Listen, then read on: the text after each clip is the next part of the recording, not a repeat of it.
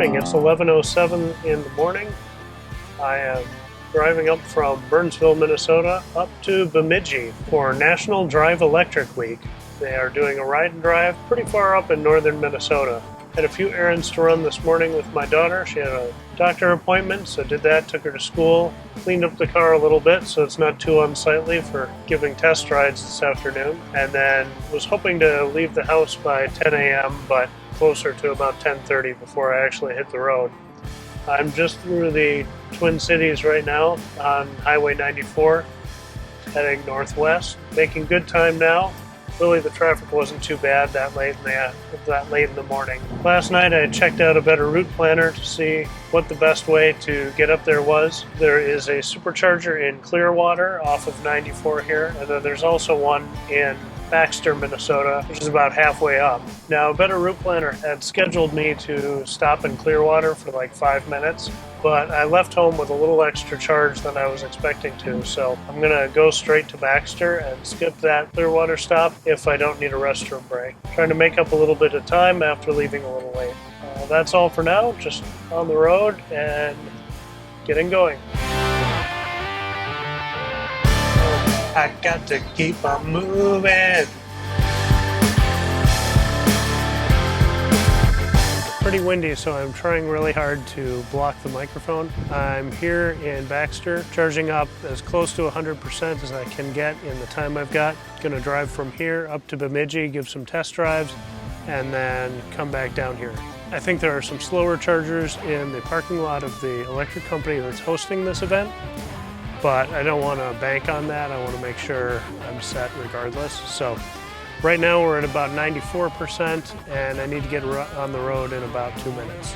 Other than the wind, it's a beautiful day to drive. It's really doing fantastic things to my hair too. I should stand this way, but it'll be all in the wind. So. On to Bemidji.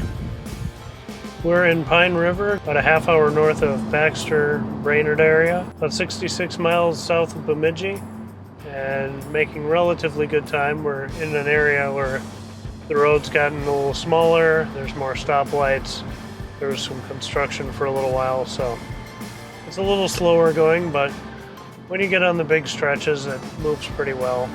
We're going about 65 right now, so we're moving along.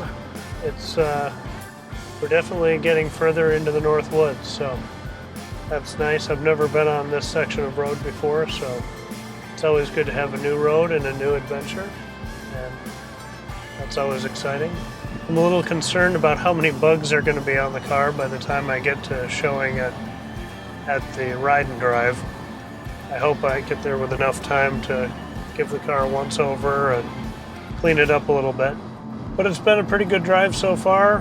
Autopilot's done most of the driving. I've just been paying attention and keeping the hands on the wheel, all that kind of jazz, but really it's doing the bulk of the work, and that makes life pretty nice, so can't complain. So we'll see what the situation is when we get to Bemidji.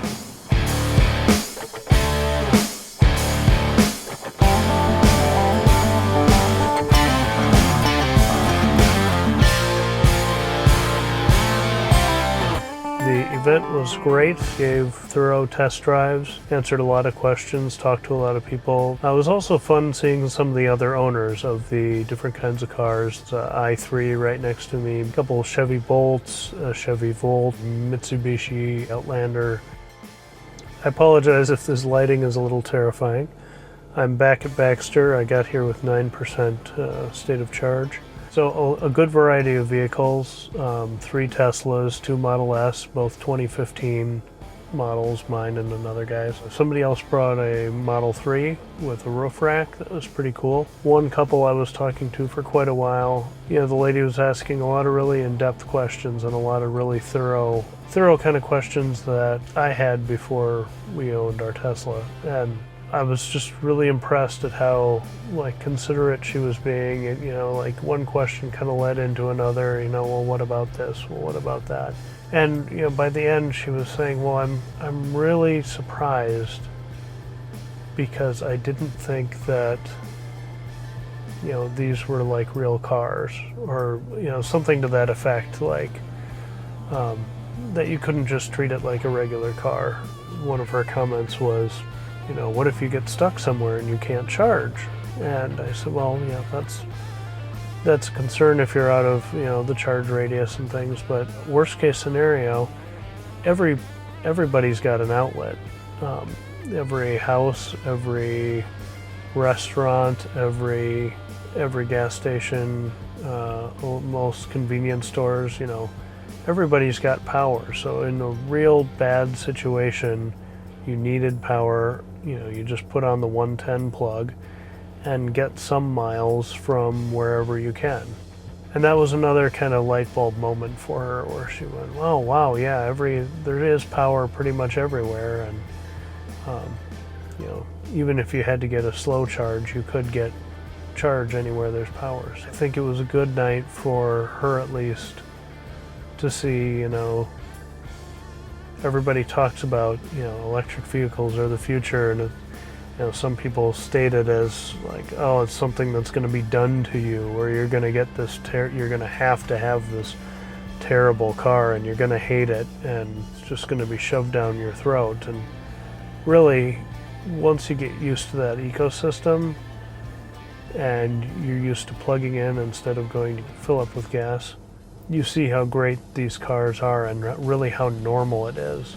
If you move from one state to another, it's not like you forgot how to buy groceries or anything. You know, you do the things you always do, but you do something slightly different. Or so I just found that really interesting. I wish I could remember her exact words, but it was really to the effect of, you know, I when we drove up here, I was expecting to see all these little bubble cars, and these are real nice, normal, everyday cars.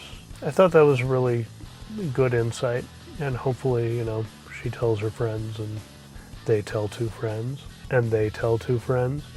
It was nice to be able to say, yeah, I drove up from Burnsville this morning, and I didn't have to leave at 6 in the morning to get here. I, you know, just came up because it's just a car. You get in and you drive it. But I'm already up at 60%, and I need to get some caffeine and use the restroom because I haven't since I left Baxter, and that was at 2 p.m. So it's now 10 something. Yeah, it's now 10:30, so it's time. But a really good day. Yeah, really a nice night for a drive, and I'll catch you back at home. I got home that night about 1 a.m. Then Thursday night, Joan and I went down to Northfield, where there was another event that was more just a meetup and showcase of electric vehicles. And they had some lawn mowers and other yard equipment that was battery powered there as well. I wasn't able to shoot anything there between wrangling Joan and talking shop with attendees, but it was a nice short event and a beautiful night to be out. Saturday there was a big ride and drive event down in Mankato on the Minnesota State University campus. That was really well organized, very rapid paced. I got there right before they started, filled out the paperwork I needed, and immediately started giving test drives. It was a pretty fast and furious event, and really right after I got back to the lot with somebody, someone else was right there ready to take the next drive. So we did a lot of fast accelerations, and I had a lot of good conversations. It was scheduled to end at 1, but really it was closer to 2 by the time we got through the main bunch. Then there were a couple stragglers who were still around, so I gave a couple more rides that took us almost till 3 o'clock. In my drives, there was a lot of healthy curiosity, from people who knew almost nothing to people who had watched all the videos and information online and just hadn't pulled the trigger yet. The most fun drives were with people who owned like Corvettes and Mustangs and had heard about the acceleration.